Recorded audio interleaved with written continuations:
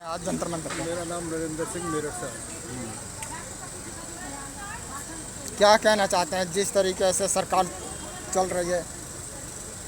सरकार चल रही है, दौड़ रही है और चुनाव के दायरे में उसने खुद कहा था कि ये अभी तक जो मैंने करा 10 साल में वो मेरा टेलर है और पिक्चर अभी बाकी है और पिक्चर दिखानी कर दी। हाथरस का कांड हुआ है, वहाँ कोई जांच पड़ताल नहीं है, जांच समिति बनी है। 14 के बाद में जितनी भी जांच समिति बनी है वो सरकार के पक्ष में गई है। तो इनके लिहाज से जो जनता है, जो देश की वास्तविक जनता है, उसका कोई मूल्य नहीं है। पुलवामा कांड हुआ, सैनिकों की विधवाएं आज तक मारी फिर रही हैं। गलगांव में 15 सैनिक मारे गए, उनका कोई नहीं कुछ हो रहा। और चीन ने कोई 75 किलोमीटर ज़मीन हथिया ली और वो कहते हैं साहब ना कोई घुसा है ना घुसेगा।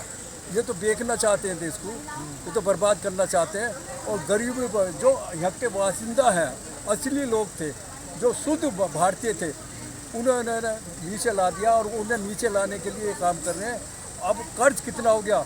मनमोहन सिंह की सरकार में जो कर्ज था उसे 4 गुना कर्ज इन्होंने कर दिया और इनसे कोई भी नहीं पूछता भाई तुमने सारी संस्थाएं बेच दी।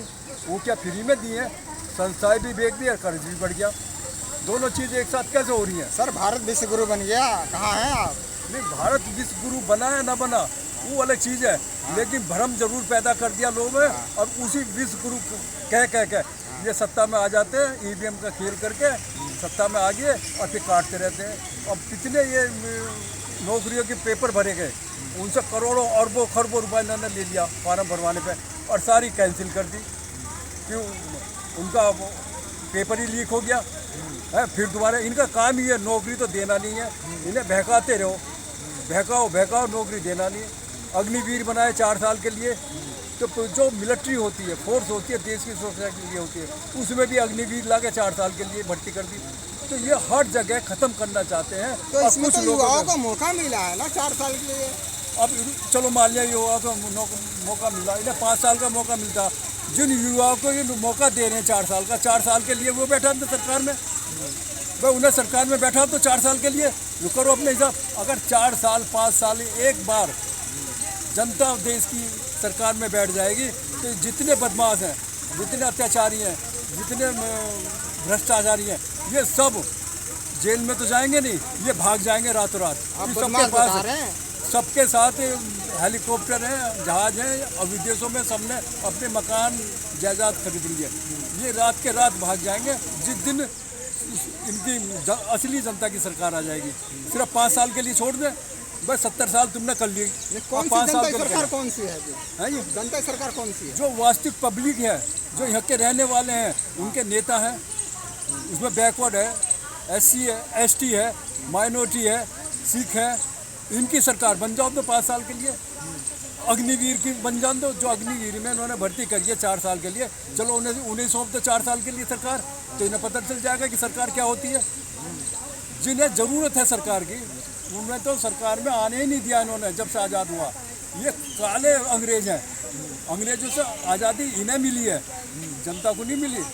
ये उनके सिर पे आके बैठ गया, अब इन्हें अपने हिसाब से चला रहे हैं। कोई मरे या जिंदा हो, इन्हें कोई फ़र्क नहीं पड़ता। एक उस पर राम जन्मभूमि पे 2.5 करोड़ के दिए हर साल जलाए जाते हैं, जनता के टैक्स के पैसे के। 2.5 करोड़ में एक यूनिवर्सिटी बन जाएगी, पढ़ लेंगे बच्चे। प्राइमरी स्कूल की भी किताब इतनी महंगी कर दी है। आस्था जरूरी है, आस्था जरूरी है हिंदुओं की। आस्था में ही तो ये लोग पिस जाएंगे, ख़त्म हो जाएंगे। और जब ख़त्म हो जाएंगे कर उन्हें गाली देगी, मारेगी, तुमने क्या करा? जब तुम्हारा वक्त था तुमने नहीं सोचा आज हम कहाँ हैं, सड़कों पे घूमेंगे। आस्था का ही तो है हाथरस में कांड, जहाँ इतने लोग मर गए आस्था की वजह से तो गए। वहाँ गरीब लोग गए, गरीब मर गए। उसमें बता दो कौन अमीर गया, कौन टाटा बिरला बिजनेसमैन उसमें कोई एक मरा हो? मरे गरीब है। तो ये यही चाहते हैं, गरीबों को ख़त्म करते रहो, मिटाते रहो, राज करते रहो। थैंक यू, धन्यवाद।